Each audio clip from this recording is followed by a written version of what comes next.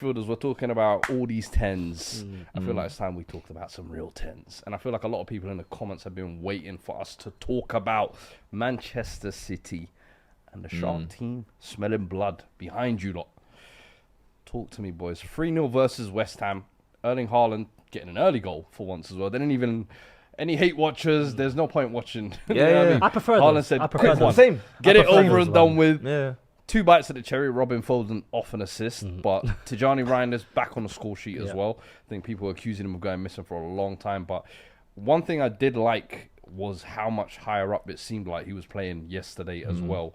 But there is no way we can talk about this Man City team without talking about Ryan Cherki at the moment. And I know Culture Cams was somewhere in Morocco shedding a tear watching that Cherki performance because no goal, no assist. But his fingerprints were all over this game. Already so far, I think he's got the most big chances created in the Premier League. He's missed 2 months out with injury, by the way. Yeah, it's dark. What have you lot made of his impact on this team and kind of his performance yesterday as well? In the words of cultural cams, Ryan Cherki. Are you gonna finish his words? Because there is that tweet. Are you gonna go with that one? Mbappe! We're coming for you! What? Hey, I've not tweeted about Cherki once, but I'm part of the team now. Yeah. Nah, jokes aside, I think Cherki is unbelievable, bro. And like, you know, some players, right? All you need to do is watch a comp. Maybe a 2-3 minute comp of their performance and you're like, I've seen enough. I'm looking at one of the most talented players I've seen in the last 10 years. Like just talent. When you look at a guy that can literally right foot, left foot, flicks, tricks, but I'm not talking about that. It's the decisiveness, it's the final ball, it's the final action. The right decision making. He's got And it. you know what? People will even say like the off the ball and defensive stuff. Go look at Reinders' goal. Who wins the ball back high up? It's actually him who starts the press. And even for that goal, there's like a 4-minute period, bro, where they've just got them camped in their own third and they've just won the ball back 2 or 3 times. They almost get out. Nope, you're straight back in. It was almost like old school Pep, you know, the 7-second rule of win the ball back. And this is now what, 7 wins in a row, and his fingerprints have just been all over the last couple of games, and the way he's just like running the show at times, I'm just like, bro, it's dark. Scary, isn't it? It's dark. Obviously, you said again, you have to just see it. It's a couple minutes. I was fortunate enough to watch him live for Lyon. They were playing a Ligue 1 game. I think it must have been like Rennes or something. Slapped them 4-0. He's there just moving crazy, making everyone around him look good. And unfortunately for myself, after the game, obviously there's like a little, as they go through the tunnel or whatever, mix zone or whatever. After the game, he was taking pictures with people as well in the little box thing. I told him, bro, because this was when he was going to go to United. I told him, bro, please, whatever you do, you're not going to Old Trafford, right? Yeah. He just laughed at me. Little did I know he was going to go to Man City instead, bro. I can't lie. I'd rather you go United at this point, bro. I'd rather you had gone there, bro. Why are you making Man City?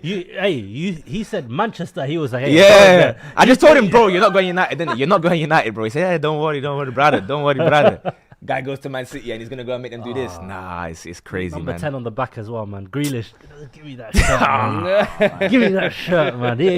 What's mad is that City are fun to watch as well, man. Ever since, I think the turning point was the Liverpool 3-0. Yeah. That game there, even though, don't get me wrong, a couple weeks ago, they were still looking shaky against Fulham and Leeds and whatnot. They still look like they could be got at. Yeah. But that City 3-0 v Liverpool, that's the one where I said, maybe they're not washed, you know. No, they're not. Maybe they're all right.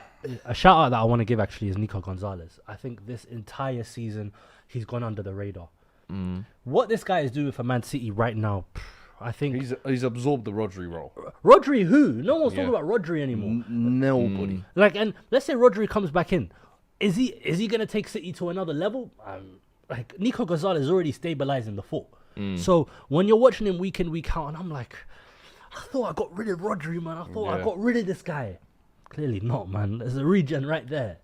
And I think Nico Gonzalez week in and week balances out them so well, innit? Like, you've got a guy who can be your number 6, the ticking metronome. He can get into the box. He can be outside the box to take long shots as he did against Liverpool. This guy, I think that's the thing I'm looking at with the City team, and what you talked about there as well, with them being fun as well. It's like they've got that team now, if that makes sense. It's weird because I think 18 months ago people were questioning what team are this City team building, but Cherki has just almost seemed like he's changed this team coming in on that right-hand side. You've got Doku on the left, who obviously didn't play yesterday. We had Foden instead. But I feel like Foden has even enjoyed Cherki coming into this team because now it takes a bit of the attention off him. He's able to get into more spaces. I think the smart thing as well, move Reinders further forward. I know Bernardo was a little bit deeper yesterday connecting the midfield and the forwards, but I think if Reinders gets in those 10 positions, which is what he was doing at AC Milan, For sure. that's where you're going to see the best of Reinders. Not as a deep-lying playmaker trying to replicate what Gundogan was doing. He's not Gundogan. Maybe in the long term he could do that. But as you said, there's so many other unsung heroes. Nico O'Reilly, I've mentioned. Nico Gonzalez, you've mentioned. I think Diaz is returning to form this season. Mateus Nunes is going under the radar. Even Donnarumma in goal. Donnarumma in Even goal as Donnarumma in well. I goal. thought he was brilliant yesterday as he well. was. I think his passing is actually getting overlooked as well, you know. There's a couple of times where I'm like, and even there was 1 or 2 Cruyff turns I saw him do early on. I said, brother, you ain't done these moves before you came to Man City. Don't get caught up in one of these moments on a big Champions League man, please. Because they'll start running those jokes all over again. But are they hitting form at the right time as well? Because obviously you guys have been doing your thing. You've been leading the way. You've been leading the way, I think, the past 4 years at Christmas. But this City team feel like now they're finding the enjoyment again. They've got those bits of X factor. They've got that inevitable goal scorer. Is there a part of you where you're talking, all right, maybe I'm not looking over Villa over my shoulder, but Man City, Shark Nation. Are you lot worried about them? Yeah. I think it'll be disrespectful to not look over your shoulder at City. Do you know what I mean? They're a team that, granted, last year they were cheeks. Before that, these guys have won multiple titles, you know, consecutively. So of course you're looking at them with a bit of concern, but at the same time, I'm not one of them that's like, you're going to go overboard and panic now every single time. Let's say on the weekend where they play before us, they win their game, and then you start seeing Arsenal fans doom and gloom. Oh my days, Arteta, how can you let this happen? As if he's the one that put the fixtures, you know, to go in that direction. So as long as Arsenal do what they're doing, I expect Arsenal to be good enough to go and get the points they need to do whatever. And then, of course, naturally in the title race, I know you were laughing about it off camera, you do have to kind of look at the City games and think, okay, hopefully you get a little draw there, a little loss there, and get a bit of a buffer, because obviously we have to go to the Etihad this season. So 2 points is not a nice gap.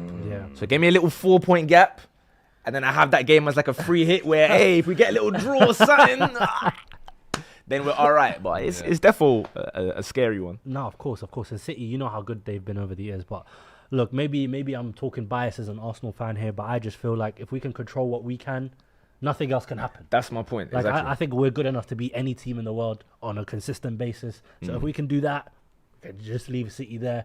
They can win, they can lose. If we win, it doesn't matter. Yeah. That game at the Etihad is going to be a big one, as it always is. I feel like almost every season it's like a decider.